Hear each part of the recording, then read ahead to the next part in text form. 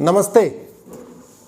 आज हम आपसे बात करेंगे कश्मीर नरसंहार की, जो 1990 में हुआ था। साथियों, कश्मीर फाइल्स अगर आपने देखा होगा तो आपको पता चल गया होगा कि क्या क्या हुआ। वैसे मैंने वो फिल्म देखी है और उस दौरान जब 1990 के दशक में टीवी तो नहीं थी, लेकिन रेडियो के माध्यम से, अखबारों के माध्यम से जो मैंने सुना था, मुझे लगता है उसका शायद 10% भी फिल्म में नहीं दिखाया गया। जो हुआ था और जो दिखाया गया है उसमें बहुत अंतर है। जो फिल्म में दिखाया गया है लगभग इसका कम से कम 10 गुना ज़्यादा अत्याचार हुआ था, क्योंकि फिल्म में मर्डर दिखाया गया है, आरे से काट के दिखाया गया है, जबकि उस समय सामूहिक बलात्कार हुआ था, सामूहिक रूप से घर जलाए गए थे, सामूहिक नरसंहार हुआ था, सामूहिक पलायन हुआ था। बहुत विभत्स घटना थी जो उस समय हम लोग रेडियो के माध्यम से सुनते थे, अखबारों में पढ़ते थे। तो सवाल यह है कि ये नरसंहार हुआ क्यों, और पड़ोसी ही एक दूसरे की मुखबिरी क्यों कर रहे थे।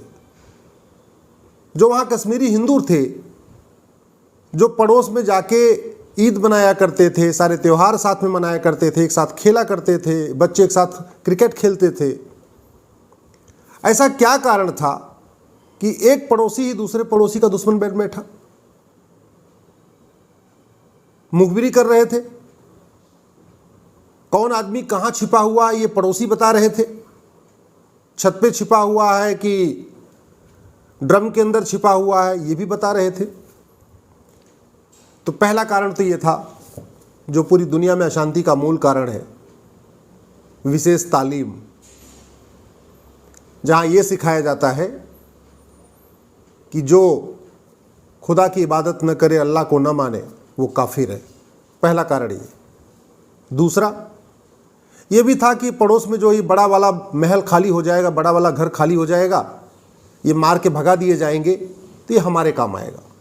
लालच भी थी, वो तालीम भी थी, वो लालच भी थी, नफ़रत भी थी। नफ़रत कहाँ सिखाई जाती है, किसी स्कूल में सिखाई जाती है, उसको मुझे रिपीट करने की ज़रूरत नहीं है। तो क्या ये फिल्म देखने के बाद कश्मीर की समस्या और जिस लिए वो हुआ नरसंहार, उसका समाधान हो गया? अभी कुछ दिन पहले एक डीजीपी ने बताया कि उस समय के मुख्यमंत्री ने 70 से ज़्यादा आतंकवादियों को छोड़ा था। आज तक उनके खिलाफ कोई कार्रवाई क्यों नहीं हुई? जिन लोगों ने सामूहिक बलात्कार, सामूहिक हत्या, सामूहिक नरसंहार, सामूहिक पलायन करवाया, उनके खिलाफ उनको आज तक फांसी क्यों नहीं हुई? अगर वो मुख्यमंत्री उस साजिश में शामिल था तो वो जेल क्यों नहीं गया? वो दोबारा मुख्यमंत्री क्यों बना? मैं बार बार कहता हूं कि जिस तरीके से हम 150 साल पुरानी खटारा कार से सुरक्षित यात्रा नहीं कर सकते, वैसे 150 साल पुराने घटिया कानून से देश को सुरक्षित नहीं बना सकते। जिस तरीके से हम 150 साल पुरानी बंदूक से आतंकवादियों को नहीं मार सकते, आतंकवाद खत्म नहीं कर सकते, वैसे 150 साल पुराने कानून से हम जिहाद खत्म नहीं कर सकते। मैं बार बार कह रहा हूं कि जब तक कानून कठोर नहीं होगा तब तक ये समस्याएं खत्म नहीं होगी। जब तक इस देश में समान शिक्षा लागू नहीं होगी, कम से कम 18 साल तक, वो हिंदू हो या मुसलमान, सरकारी स्कूल में पढ़े या मदरसे में, जिसमें भी, फिर मदरसे की कोई ज़रूरत ही नहीं है। इस देश में मदरसे क्या ज़रूरत है? मदरसे में कुरान पढ़ाया जाता है, हदीस पढ़ाया जाता है, वो 18 साल के बाद पढ़ाई जा सकती है। बचपन में क्यों पढ़ाना?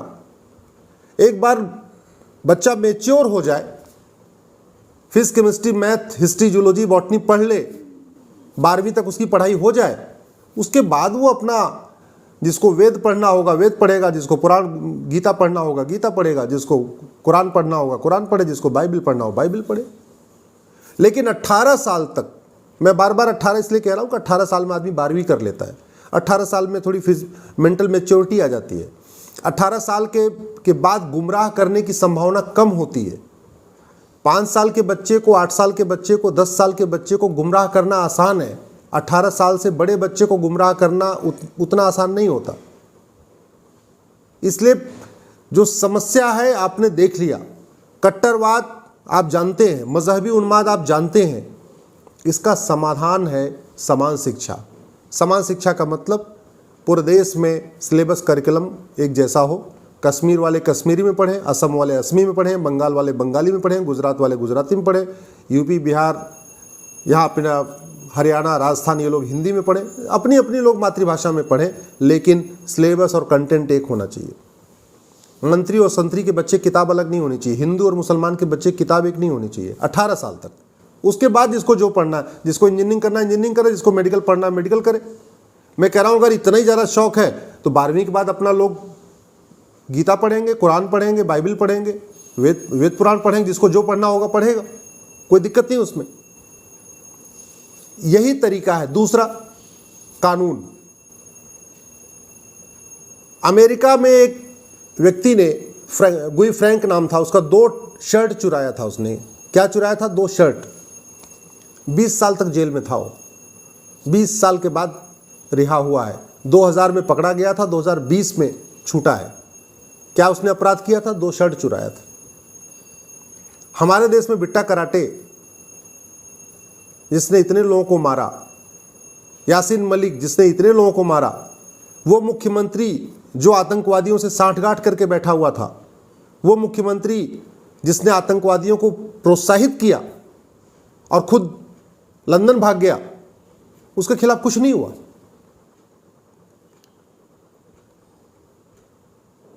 70,000 करोड़ के कॉमनवेल्थ घोटाले में कुछ नहीं हुआ, 1,76,000 करोड़ के 2G घोटाले में कुछ नहीं हुआ, 1,86,000 करोड़ के कोयला घोटाले में कुछ नहीं हुआ। और अमेरिका में गुई फ्रैंक को 2 शर्ट चुराने के कारण 20 साल जेल में रहना पड़ा। हम अमेरिका से इतने सामान खरीदते हैं, राइफल खरीदते हैं, मिसाइल खरीदते हैं, अमेरिका के कानून क्यों नहीं ले रहे? फ्रांस से हमने राफेल खरीदा हजारों करोड़ रुपए देके, फ्रांस का हम कानून मुफ्त में क्यों नहीं ले रहे? सिंगापुर से हजारों करोड़ रुपए दे के सामान खरीदते हैं, उनके अच्छे अच्छे कानून मुफ्त में क्यों नहीं लेते? हमसे पैसा थोड़ी मांगेगा। भारत अगर किसी टेक्नोलॉजी की नकल करेगा अमेरिका के, सिंगापुर के, फ्रांस के, तो पैसा देना पड़ेगा। लेकिन भारत यदि अमेरिका, फ्रांस, सिंगापुर के कानूनों की नकल करेगा तो एक पैसा नहीं देना पड़ेगा। वो हम रॉयल्टी थोड़ी मांगेंगे कि हमारा कानून आप क्यों अपने देश में लागू कर रहे हैं। अगर वास्तव में एक भारत बनाना है, एक भारत श्रेष्ठ भारत की हम बात करते हैं, अगर एक भारत बनाना है तो हमें समान शिक्षा, समान नागरिक संहिता लागू करना ही पड़ेगा। श्रेष्ठ भारत बनाना है तो दुनिया के श्रेष्ठ कानूनों को भारत में लागू करना पड़ेगा। आखिर राजनीतिक शामिल थे, पॉलिटिशियन शामिल थे इस पूरे नरसंहार में, ब्यूरोक्रेट शामिल थे इस पूरे नरसंहार में। आज तक किसी को सजा क्यों नहीं हुई? क्योंकि हमारा कानून घटिया है। ये मैं बार बार कह रहा हूं, क्योंकि हमारा कानून घटिया है। अब सवाल आया कि इनको न्याय कैसे मिलेगा। बड़ी सीधी सी बात है, फिल्म देखने के बाद लोगों को जागरूकता आ गई है, लेकिन न्याय तो तब होगा जिन लोगों ने कश्मीरी हिंदुओं को पलायन के लिए मजबूर किया, जिन लोगों ने कश्मीरी हिंदुओं का घर लूटा, जिन लोगों ने कश्मीरी हिंदुओं का रेप किया, उनको आजीवन कारावास और फांसी हो और उनकी 100% प्रॉपर्टी जब्त हो। क्योंकि बहुत सारे लोगों ने प्रॉपर्टी के लालच में भी ये काम किया था। बहुत सारे तो जो जिहादी थे वो तो जिहाद के लिए काम कर रहे थे, लेकिन जो घर के आस पड़ोस के लोग जो मुखबिरी कर रहे थे वो प्रॉपर्टी की लालच में कर रहे थे कि ये जब भाग जाएगा ये हिंदू तो इसका घर हमें मिल जाएगा, इसकी हमें कार मिल जाएगी, इसकी हमें स्कूटर मिल जाएगी, इसका हमें सेब का बगीचा मिल जाएगा, इसका खेत खलिहान मिल जाएगा। जब तक उनकी प्रॉपर्टी जब्त नहीं होगी तब तक न्याय नहीं होगा। तो सवाल ये आया कि अब इतने साल के बाद कैसे न्याय मिले? बहुत आसान है। इस पूरे केस को एनआईए को दे देना चाहिए, सीबीआई को भी नहीं बल्कि एनआईए को, क्योंकि इसमें टेररिज्म के साथ साथ फॉरेन फंडिंग भी है, विदेशों से फंडिंग भी खूब हुई है। अलगाववादियों का भी इसमें बहुत बड़ा हाथ है, आतंकवादियों का बहुत बड़ा हाथ है, नेताओं का बहुत बड़ा हाथ है। इसलिए सीबीआई की बजाय इस पूरे मैटर को एनआईए को दे देना चाहिए। अब सवाल आया कि एविडेंस कैसे मिलेगा। हमारे देश में नार्को पॉलीग्राफ ब्रेन मैपिंग का कानून नहीं है। तत्काल हमें नार्को पॉलीग्राफ ब्रेन मैपिंग कानून बनाना चाहिए। अमेरिका में है, सिंगापुर में है, कई देशों में है, हमारे देश में नहीं है। हमारे देश में नार्को पॉलीग्राफ ब्रेन मैपिंग होती है कोर्ट के ऑर्डर पे, लेकिन उसको एज ए एविडेंस एक्सेप्ट नहीं किया जाता। क्यों? क्योंकि हमारे देश में कानून नहीं है। तो सबसे पहली ज़रूरत है तत्काल नार्को पॉलीग्राफ ब्रेन मैपिंग कानून बनाया जाए, यदि हम कश्मीरी हिंदुओं को वास्तव में न्याय देना चाहते हैं तो। दूसरा, एनआईए को इसकी इन्वेस्टिगेशन दिया जाए। तीसरा, स्पेशल कोर्ट बनाया जाए। वैसे एनआईए के लिए स्पेशल कोर्ट होती है, फास्ट ट्रैक कोर्ट होती है, इसमें काम चलता है, डे टू डे हियरिंग होती है। और कुछ और भी टेक्निकल उसमें लिमिट आएगी, कुछ कानून इधर उधर आड़े आएंगे, तो इस केस को हमें डिक्लेयर करना पड़ेगा स्पेशल केस, जहां आप हर चीज़, कुछ हमें चीज़ें को बाईपास करना पड़ेगा। भाई, जिनके माता पिता भाई को मारा गया वो जानते हैं कि हाँ फला व्यक्ति ने मारा, और जिसने मारा है वो पब्लिकली एडमिट कर चुका है कि हाँ उसने मारा है। बिट्टा कराटे का भी इंटरव्यू है, यासिन मलिक का भी इंटरव्यू है। फिर न्याय देने में आड़े आ क्या रहा है? न्याय देने में आड़े आ रहा है घटिया कानून, अंग्रेज़ों का कानून। इसलिए हमें उसको बाईपास करना पड़ेगा, नार्को पॉलीग्राफ ब्रेन मैपिंग बनाना पड़ेगा।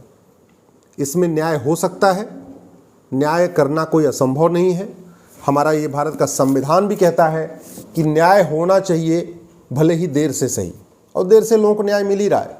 किसको टाइम पे न्याय मिल रहा है? मुकदमे चल रहे हैं, 25 साल 30 साल 40 साल बाद चलते ही रहते हैं मुकदमे। तो यहाँ तो 50-50 साल से भी चकबंदी का मुकदमा चल रहा है, जिले में चल रहा है, उसके बाद हाई कोर्ट में आएगा, सुप्रीम कोर्ट में आएगा। तो अभी भी कोई देर नहीं हुई है। इतनी देर नहीं हुई है कि इस पूरे मामले को ठंडे बस्ते में डाल दिया जाए, केवल मूवी देख के इसको छोड़ दिया जाए। नहीं, इस मूवी ने अगर हमें जगाया है तो इस मूवी के बाद वहाँ कश्मीर के लोगों को न्याय मिले, उसके लिए ज़रूरी है पूरा इन्वेस्टिगेशन एनआईए के द्वारा हो। बहुत सारे कुछ कानून हैं, उनको बदलने की ज़रूरत है। नार्को पॉलीग्राफ ब्रेन मैपिंग कानून बनाने की ज़रूरत है, और कठोर सज़ा का प्रावधान करने की ज़रूरत है। क्योंकि जब तक कश्मीर में उन दरिंदों को फांसी नहीं होगी, तब तक दुनिया में और देश में संदेश नहीं जाएगा कि हाँ भारत में, अब भारत बर्दाश्त नहीं करेगा ऐसे जाहिलपन को। अब भारत मजहबी उन्माद को बर्दाश्त नहीं करेगा। क्योंकि भारत के कई अलग अलग कोनों में ये बात कही जाती है। बंगाल में ये चर्चा होती है, केरल में ये बात होती है कि अरे कश्मीर में तो इतना सब कुछ हो गया, वहाँ किसी को नहीं, क्या कुछ हुआ ही नहीं, तो यहाँ कैसे होगा? ये जो अलगाववादी हैं, जब लोगों का ब्रेन वॉश करते हैं तो कश्मीर का एग्जाम्पल देते हैं कि देखो उसने, यासिन मलिक ने मारा था, अभी आज भी कुछ हुआ क्या? बिट्टा कराटे ने मारा था, कुछ हुआ क्या? तो ये जो लड़कों को जब उनका ब्रेन वॉश करते हैं तो उनको कश्मीर की घटना याद दिला के उनको कहते हैं देखो पूरा कश्मीर खाली करा लिया गया, तुम भी बंगाल खाली करा लो, तुम केरल खाली करा लो, तुम असम खाली करा लो। इसलिए उनको आजीवन कारावास, फांसी देना ज़रूरी है। उन जिहादियों को, दरिंदों को उनकी प्रॉपर्टी जब्त करना ज़रूरी है, उसके बाद ही न्याय मिलेगा। आशा करता हूं कि आप हमारी बात से सहमत होंगे। असहमत हैं तो भी अपनी राय दीजिए, और सहमत हैं तो अपनी राय देने के साथ साथ इस वीडियो को कम से कम 10 लोगों को शेयर कर दीजिए, क्योंकि जितने ज़्यादा इस पे लोग चर्चा करेंगे उतने ज़्यादा इस पे आगे की कार्रवाई हो पाएगी। धन्यवाद, आभार।